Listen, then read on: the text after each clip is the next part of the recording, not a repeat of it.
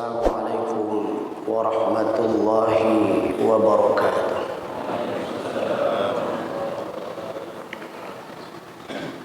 Alhamdulillah, salatan wa salaman ala rasulillah wa ala alihi wa sahbihi wa mawala. A'udzu billahi minasy syaithanir rajim.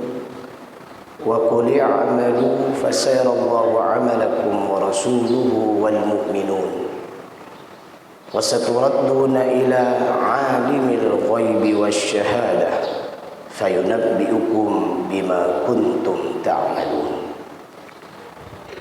Faqala Nabi sallallahu alaihi wasallam wa waqqara saghiruhum kabirahum ila akhir hadis, rawahu Dailami.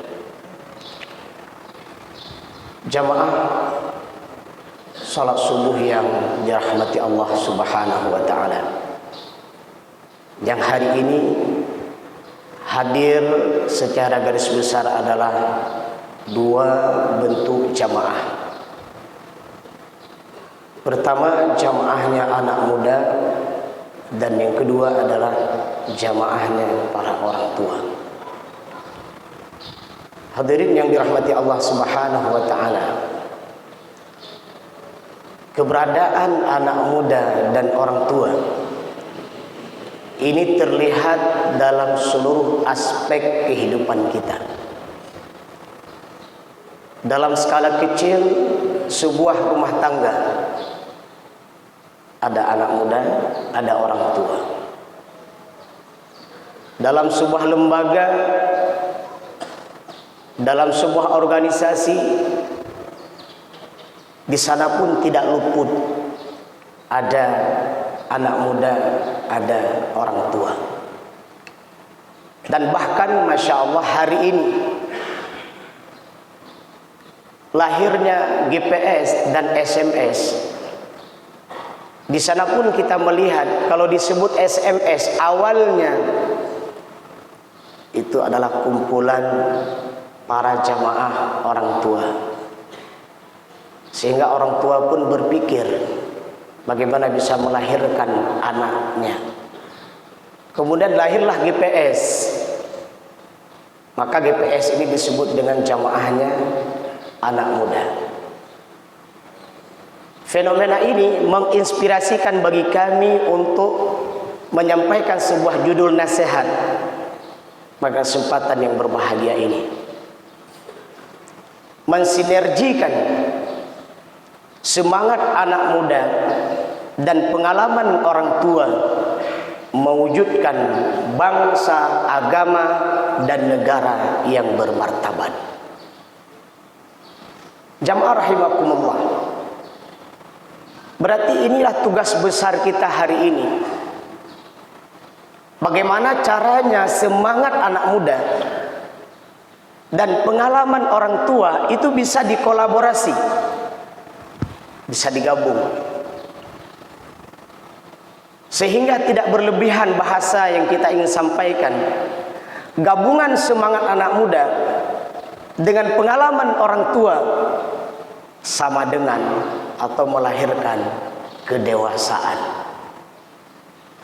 Saya ulang kalimatnya. Semangat anak muda kita jaga, kita rawat. Pengalaman orang tua kita hormati. Kita menggabungkan antara semangat anak muda dan pengalaman orang tua, lahirlah sebuah sifat dan sikap kedewasaan. Maka sifat dan sikap dewasa ini bisa saja muncul pada diri anak muda kalau anak muda tersebut punya dua sifat. Satu, punya semangat. Dua, punya pengalaman.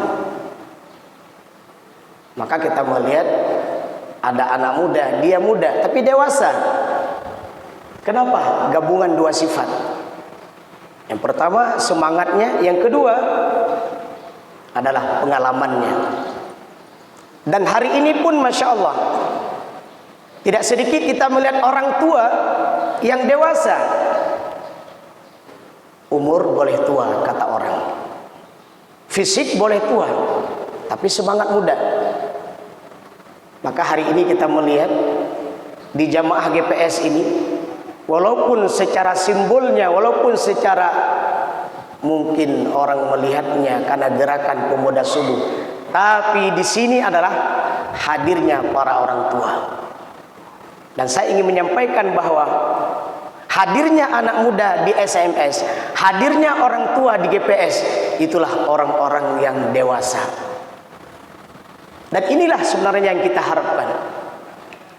Sebuah bangsa yang hebat, sebuah negara yang hebat, agama yang bermartabat, bila di dalamnya dihuni oleh orang-orang yang dewasa.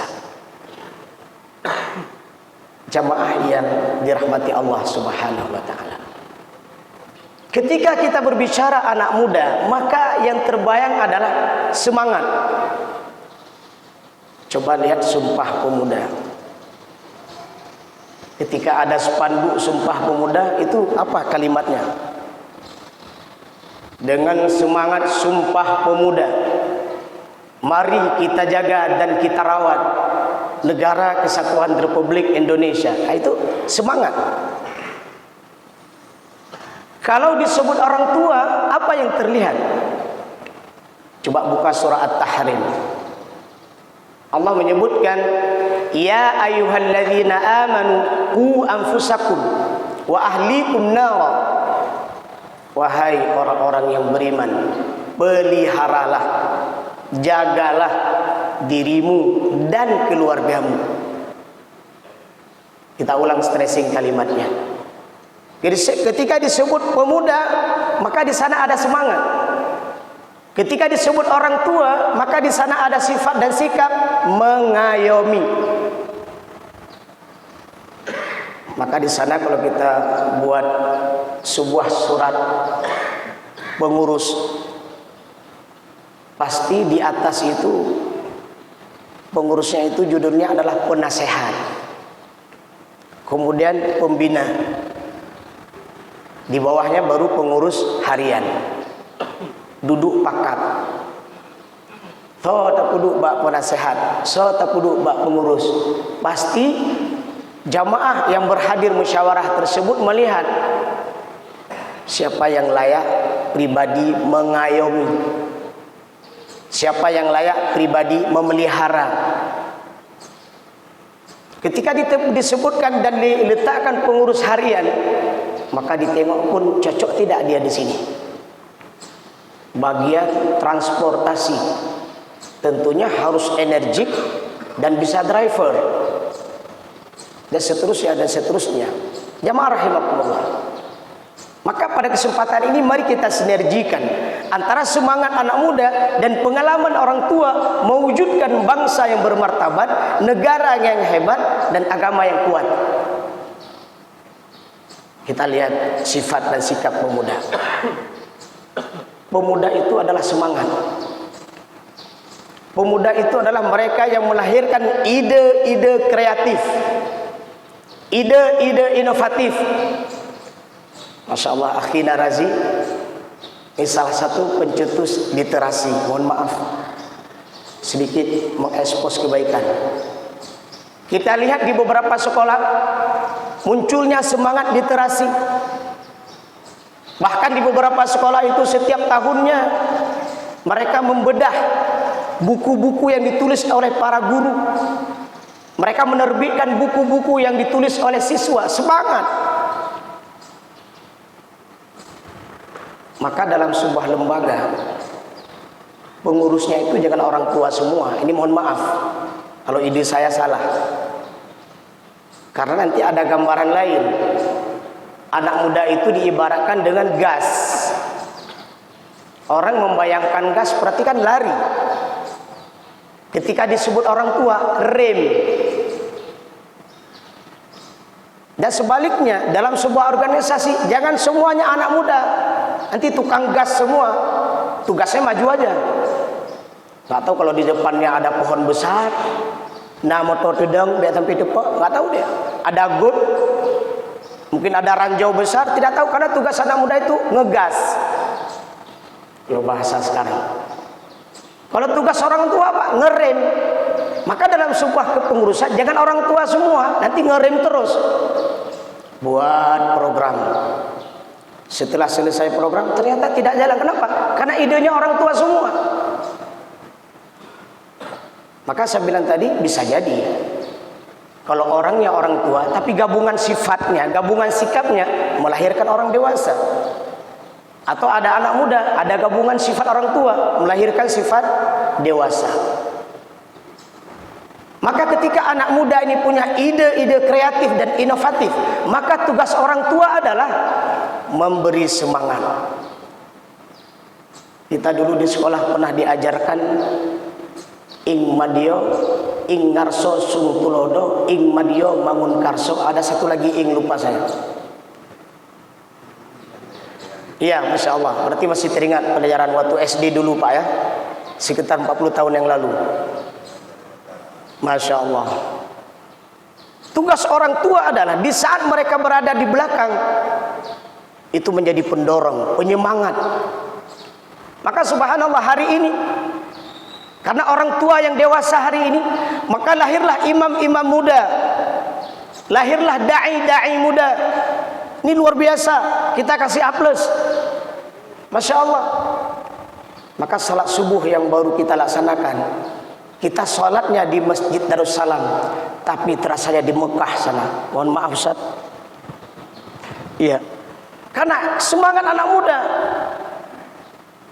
Masya Allah. Jadi sekali lagi, anak muda ini punya semangat, punya ide. Maka tugas orang tua adalah mendukung. Tapi sekali lagi, kalau ide tersebut adalah layak dan dapat dilaksanakan. Yang kedua, ketika anak muda punya semangat dan punya ide, maka orang tua di sini tugas selanjutnya apa? Harus punya sifat dan sikap keresahan. Sehingga Allah berfirman di dalam surah An-Nisa, wal yakhshal ladzina law taraku min khalfihim dzurriyyatan dhi'afan khafu 'alaihim. Jadi kita para orang tua harus punya sifat dan sikap keresahan. Hari ini saya masih menjadi imam di sini. Pertanyaan selanjutnya adalah, ketika saya sudah tidak ada lagi, siapa yang akan menggantikan posisi imam di sini? Sama dengan keresahan Nabi Ya'qub.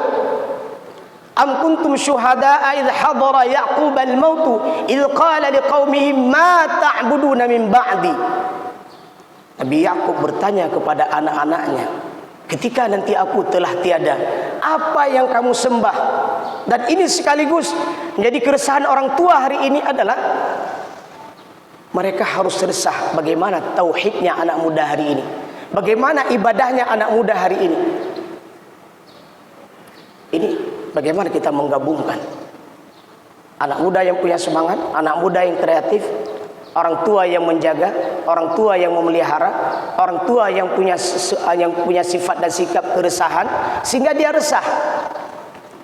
Inilah yang disebut dengan estafet pembangunan.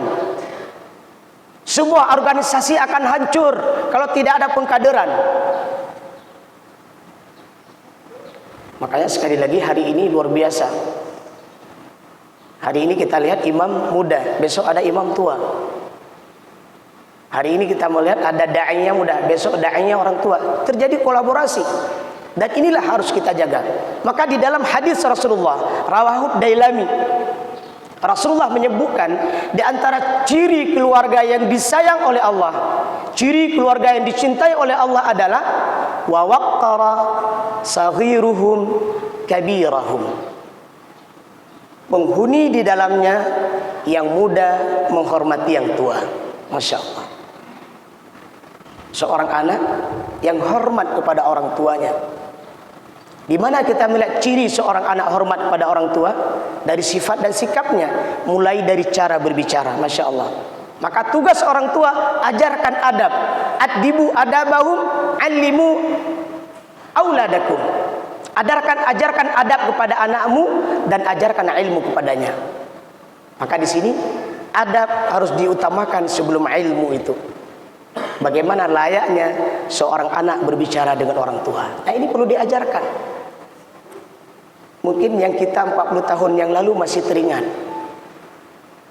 Kalau ada anak muda, ini mohon maaf, atau kalau ada anak di bawah anak muda lewat orang tua, itu takut. Dia menjaga adabnya, tidak berani berjalan sembarangan. Kenapa? Karena dulu memang turun-temurun kita secara personal dan secara sosial diajarkan adab, menghormati orang tua. Dan orang tua pun biasa gugusu anu lagi. Meskipun anaknya batat, meskipun anaknya bandel, tapi kalimat yang muncul dari orang tua adalah hai anak mutua. Masya Allah, coba lihat.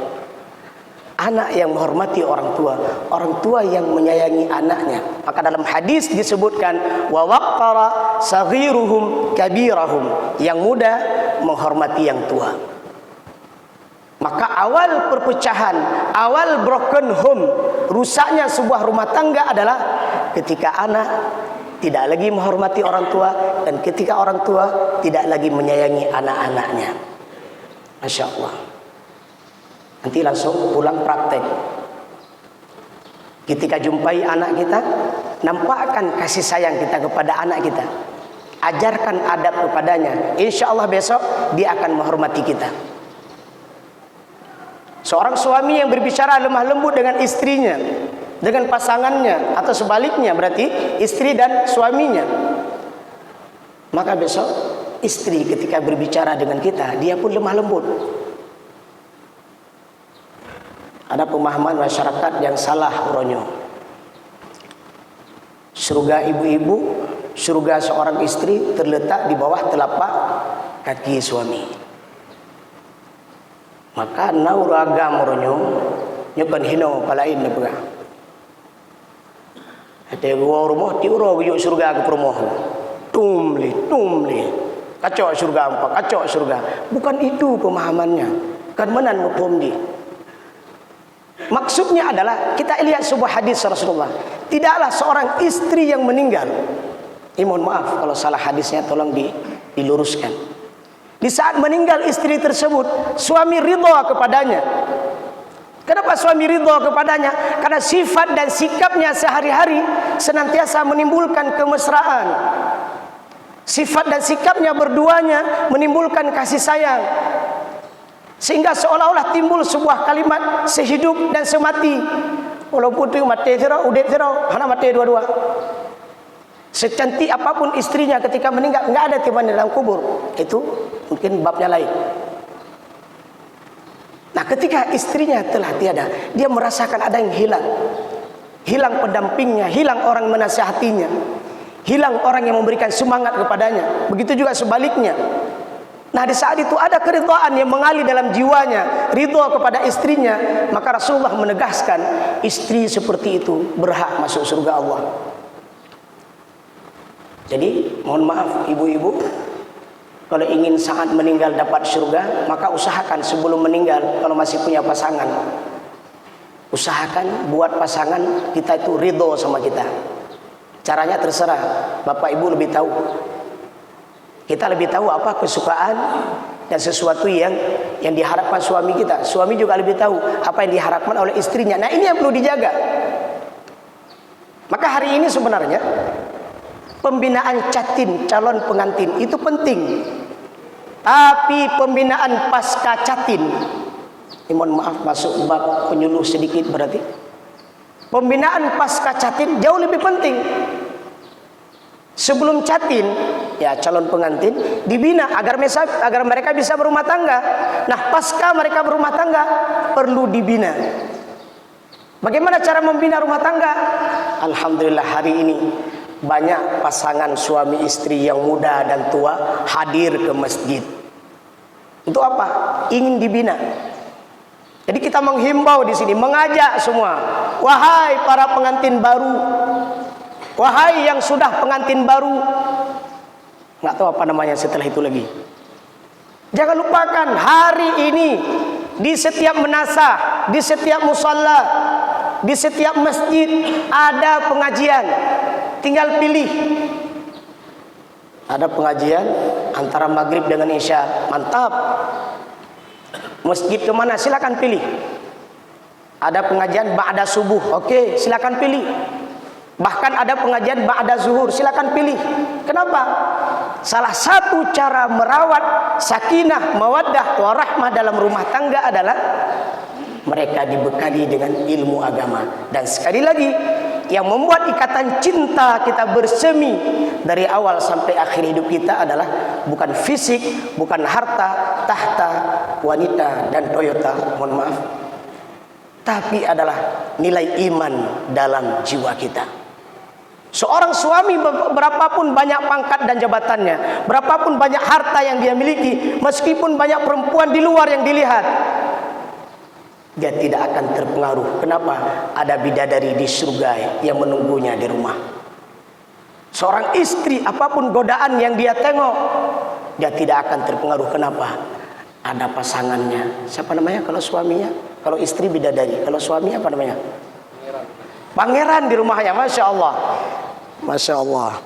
Ada pangeranku di rumahku. Rasulullah bilang kan begitu. Kalau di jalan kau tengok ada perempuan yang menarik hatimu, apa kata Rasulullah? Kau pulang ke rumahmu, jumpai istrimu. Karena apa yang dimiliki oleh perempuan di luar sama dengan apa yang dimiliki oleh istrimu. Pertanyaan, bagaimana kalau belum punya istri? Kemana mereka pulang? Masya Allah, ini bab pemuda lagi. Rasulullah mengajarkan kita puasa. Apanya yang dipuasa? Matanya, fisiknya puasa. Dan kita ingin sampaikan di sini, pemuda yang saleh, pemudi yang salehah, yang menjaga akidahnya, menjaga agamanya, menjaga imannya, menjaga akhlaknya, tidaklah seorang pemuda yang jomblo, masih bujang, yang menjaga kesolehannya. Insya Allah, Allah akan jumpakan dengan seorang pemudi yang solehah pula. Masya Allah. Maka yang belum nikah nih, yang masih jomblo-jomblo, yang masih bujang, tapi nggak tahu saya, lihat wajahnya sudah menikah semua, kecuali yang belum. Jaga iman, jaga akidah, jaga ibadah, perluas wawasan. Banyak proposal. Apa maksud banyak proposal? Jangan tunggu. Ente suka yang bagaimana? Satu, S1. Dua, orangnya tinggi 160, kulitnya putih. Tiga, terus saja dibuat. Sampaikan proposal kepada saya satu, pada Bang Razi satu, pada Pak Nasir satu, pada pengurus masjid satu. Tunggu aja. Gimana Pak, proposal saya udah dapat belum? Dapat, tapi 80%. Nah, untuk di dunia 80% bungkus. Nggak usah nunggu 100%. Kenapa? Usia. Kalau sudah naik 30 tahun, naik 40 tahun, nanti lain babnya. Kalau masih muda, siapa gua? Naik usia sedikit tadi, siapa lo? Kalau sudah 40 ke atas, siapa saja. Ini mohon maaf, katanya psikologinya begitu. Nah jadi, sekali lagi bagaimana kita mengkolaborasi semangat anak muda dan pengalaman orang tua, sehingga melahirkan sinergi masyarakat yang dewasa. Semoga ada manfaatnya. Assalamualaikum warahmatullahi wabarakatuh.